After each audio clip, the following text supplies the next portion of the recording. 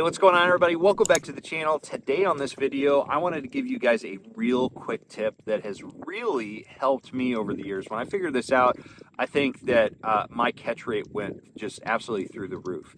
And this has to relate to the finish on hard baits. By finish, I mean, whether it's opaque, flat coloration, whites, chartreuses, whatever color it is, and a shiny finish, more of a mirror finish, whether it's gold or silver or chrome, whatever it is. There's a big difference between these two baits, other than the fact that this one's a red-eye shad and this one's a rattle trap. But as far as the two finishes, both of these have their place, right? And they're going to excel under different circumstances. So to leverage these differences, I'll just kind of run through where I like to fish one over the other. So during sunny conditions where you've got a lot of light and you also have high visibility, so maybe it's clear water too, or you have low light, or you have a lot of light and you have like stained water. That is the spectrum that we're talking about with this. A shiny bait is definitely going to work better.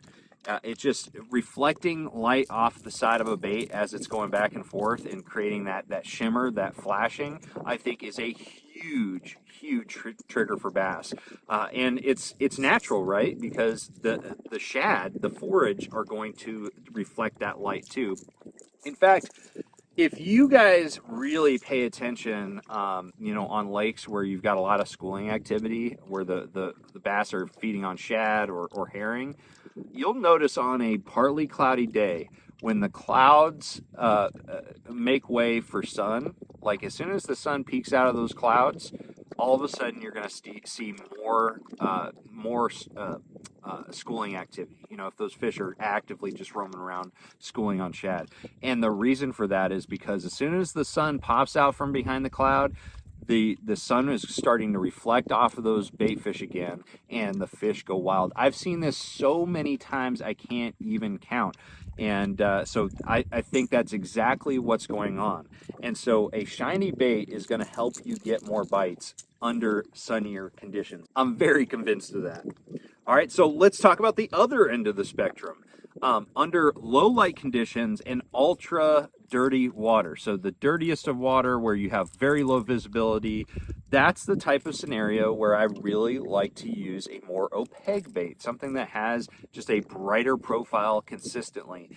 That's what I want to use, okay? So like your whites, your bold chartreuses, things like that. Under the cloudiest and dirtiest water conditions, that's when I like to use this, just to get a better profile, better visibility in those low viz situations. And then of course you got a lot of baits that are kind of in between, and you also have baits that have a see-through finish. I think those are really good for ultra clear water, and also especially clear water that under cloudier conditions. I think that those see-through baits are very good.